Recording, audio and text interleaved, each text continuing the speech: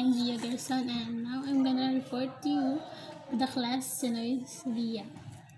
Class Cenoidea are a group of little-known marine animals belonging to the phylum Rotifera.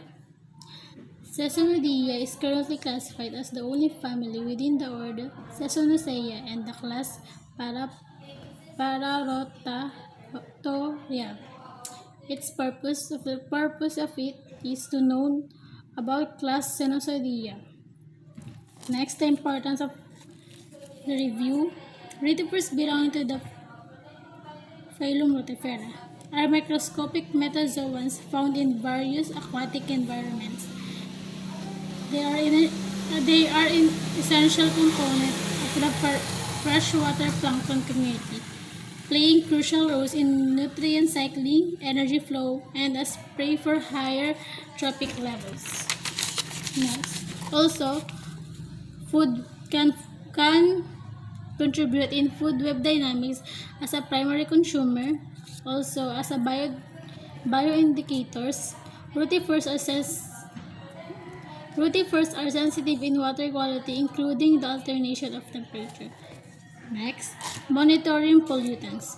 Rotifers or the class Cenoidea can detect various pollutants.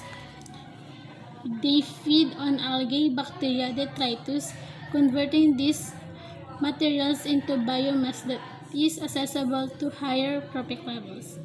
This process helps maintain the balance of nutrient availability in aquatic system. To examine ecologically and evolutionary questions about diet, temperature, salinity, adaptation, and speciation.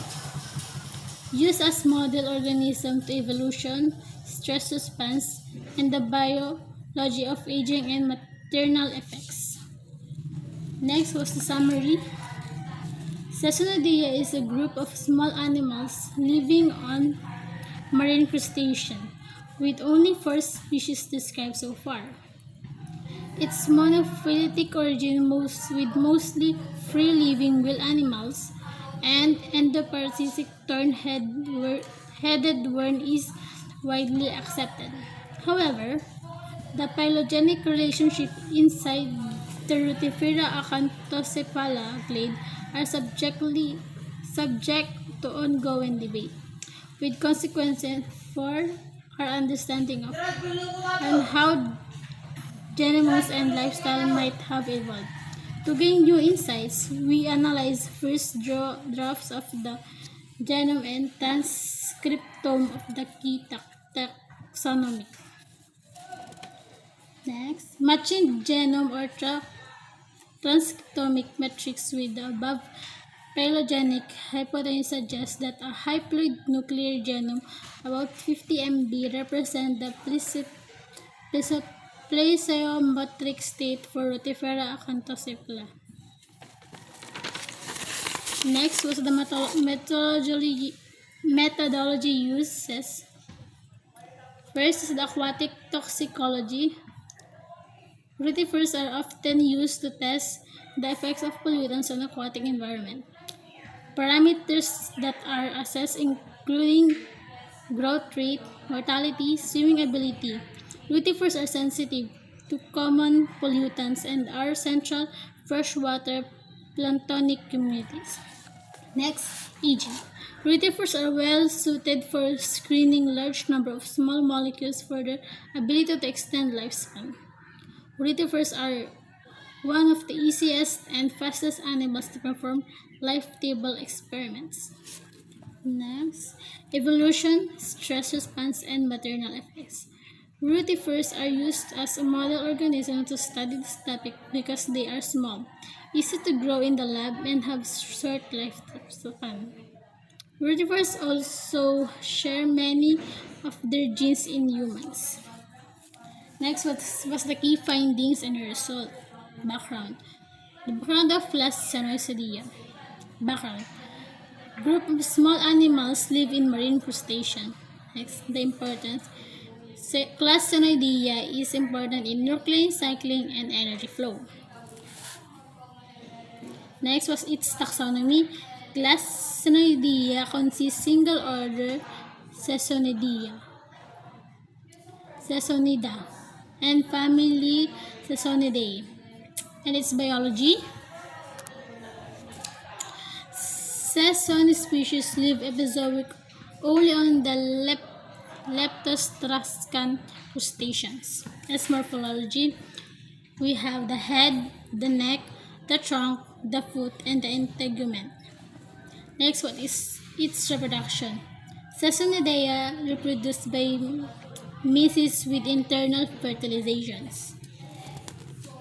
Next was its discussion and implementation. Class Sesonidea consists of one marine genus Sesson with two species, namely Sesonidea nibaliae and Sesonidea annulatus, which are epizootic on the crustacean Nibalia. Sesonidea are the only rotifers whose reproduction is strictly asexual. They also possess the unusual feature of having well-developed males. In this paper, we review the literature concerning biographical distribution, relationship with the host, and morphology, and present new information obtained with SEM and optical microscopic of both living animals and central section. Next is critical analysis, especially in strength of the articles. The first article provides the information about class Sesonidea. It provides only the background of class Sesonidea. And the first article also show the difference between Doloidea, Sesonidea, Acanthocephala, and Monoganta by using the table.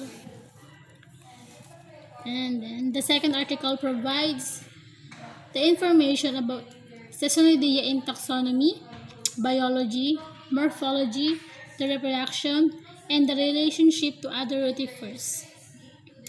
Under the morphology of class Sesonidea, the article discussed the head, the trunk, foot, integument, corona, digestive tract, sexual dimorphism. And for the reproduction, the article discussed the male and female genital apparatus. Other discussion are the nervous system, excretory apparatus, and the retrocerebral glands. Next was the weaknesses naman po. Number 1, methodological concern. The method used in experimenting class Sesonidea was complicated, to the point that only expert can do or a fisheries technology or professional may do. Second is the data gaps. The struggle of finding recent article about class Sesonidea with the year published from 2019 to 2024, because most of the articles are published in 1990s or 2005s or 8.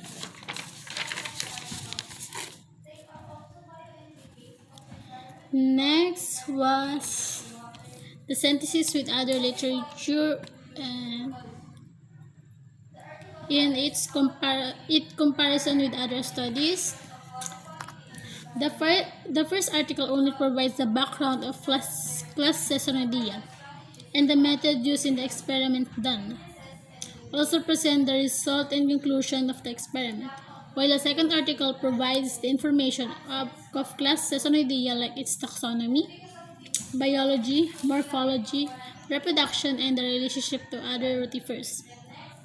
It discussed the function of morphologic part of Sesonidea like the head, the trunk, the neck, the foot, the integument, and the corona. Also, the digestive system, its sexual dimorphism, the male and the female genital apparatus, the excretory apparatus, the retrocerebral glands, and lastly, its nervous system. Next was the theoretical and practical implication. Class Sesonidea is contributed in nutrient cycling, energy flow, and pray for higher trophic level, like what I was said in the introduction, I guess. Next was the conclusion, the summary of the key insights, which is the taxonomy again, class Sesonidae, family Sesonidae, order Sesonidae, I guess, genus Seson. Biology, both Seson species live in epizoic only on the Leptortrachon crustacean Nilibia. Illegally found a single Nibalia carrying as many as 100 animals without any difficulty. Next was the morphology, which is the head, the trunk, the neck, the foot, integument, and corona. Next was again the reproduction, which is the male genital apparatus, female genital apparatus, and excretory apparatus. And lastly, the overall evaluation for both two articles that we use. Both articles provide the information about class Sesonidae, the introduction, taxonomic classification, biology, morphologic characteristic, reproduction, and the relationship to other rotifers.